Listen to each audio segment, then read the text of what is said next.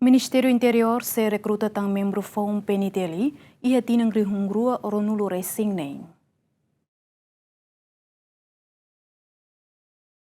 Ministro Interior Francisco da Costa Guterres Quintane e o Parlamento Nacional Hatete, Ministério se halotan recrutamento ba membro FOM peniteli usi atus nem e hatina riunruro no resinen, tamadadão ne peniteli sem menos recurso humano e a cada unidade. Governante hatou informação ne ha foi encontro membro Parlamento Sira Comissão B, nebe trata assunto negócio estrangeiro, defesa no segurança, onde apresenta relatório execução OZE tina riunruro no recém lima.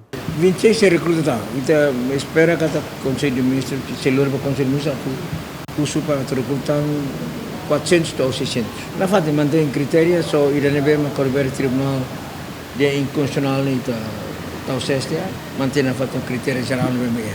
Ideal até lá depois tabel dia kata junho kita harus filfal.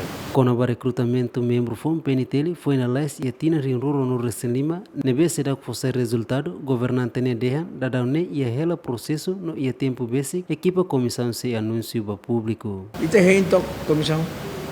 Kahau label kolia bahira tam hau label intervene ba comissão de serviço.